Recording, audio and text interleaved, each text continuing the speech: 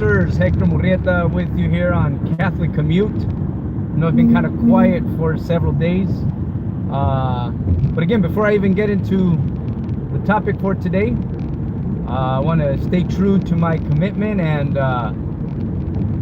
invoke the Holy Trinity to protect us and guide us as we drive to work and as we're driving, period. And that our reflections here are always for God's glory. So in the name of the Father, and the Son, and the Holy Spirit, amen. Today's reflection that I want to share, it's not even very spiritual or biblical or anything. I was listening to Patrick Madrid this morning and his callers, and from what I could gather, his topic today was on immigration reform and things like that. From what I can tell, because some of the callers were making statements around this whole immigration issue, and some people think that we should just let everybody in, and others that we should let nobody in, and some people in between. But the focus on my reflection today is from like you can see from the title is I was thinking about the argument that I've heard many times over the years, and this thing about, well, it was our land first, and like, for example, Mexicans, we were here in California before Americans or other people, and so it's like our land was taken, things like that. Which, nobody can argue that, yeah, okay, they were here before those of us that are currently here. I mean, that's obvious. But then, Native Americans can say the same thing. So I guess the issue I have with that argument, I've always asked myself, so I guess I'm going to ask you to reflect on, and I guess I'll ask somebody next time they use it with me, I guess, what's the statute of limitations? So in other words, when somebody commits a crime and the crime goes unnoticed, or and it was never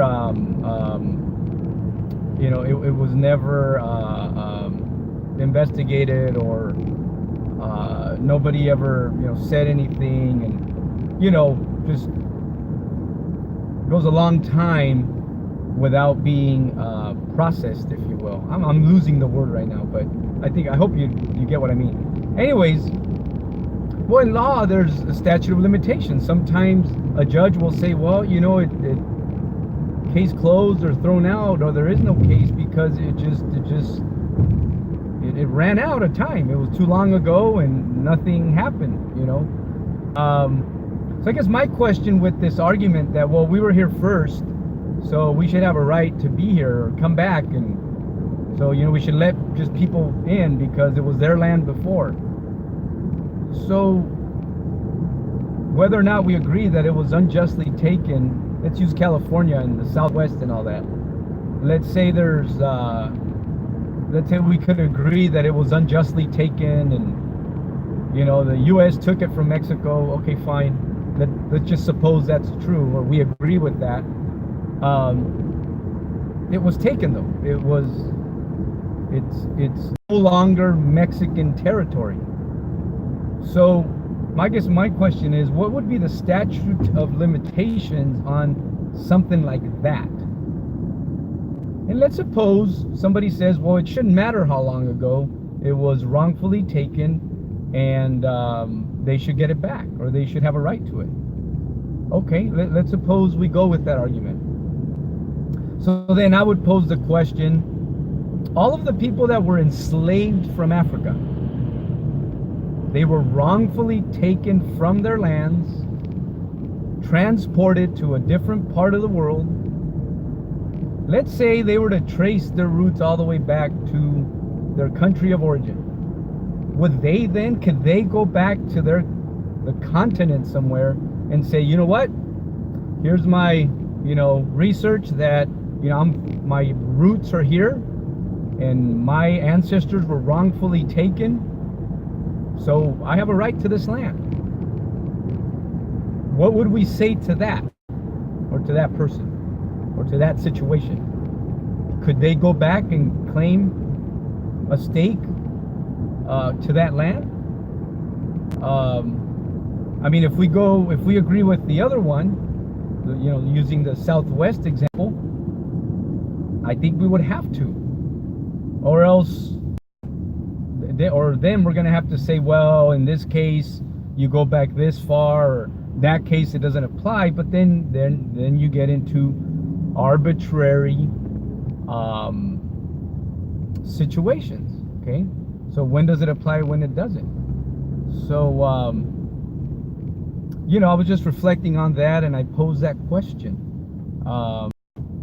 And the reason I'm even bringing it up is, being of Mexican descent, I've never really bought into that argument that, hey, we were here before, so we have a right to it.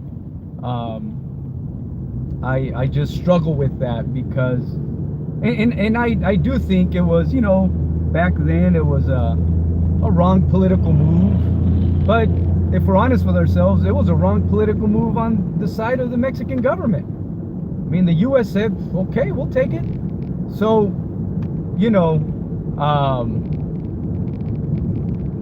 brothers and sisters, I agree with our Conference of Catholic Bishops, where, and the Catholic stance that people do have a right to migrate. Everybody does. People have a right to migrate.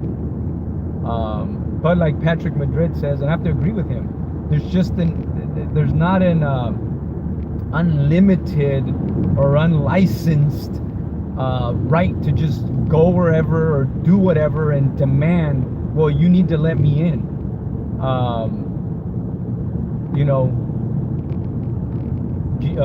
Joseph and Mary had to migrate, and they struggled. They struggled, but they were migrants, and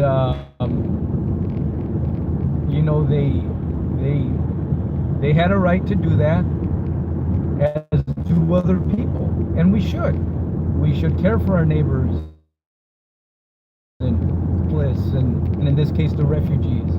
But to say, well, my ancestors are from here, so you just need to let I just have a hard time with that. So, brothers and sisters, again, and a lot of this I'm sure is surfacing because we're coming up on a vote here in November.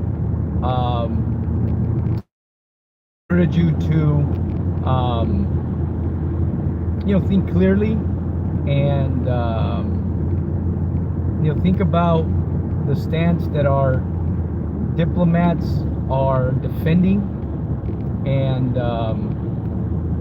I think for us the safest bet is to go with candidates that we all have a worldview, that they base their decisions on a worldview that's based on truth. And Jesus is the truth, the way, and the life. God bless you, brothers and sisters.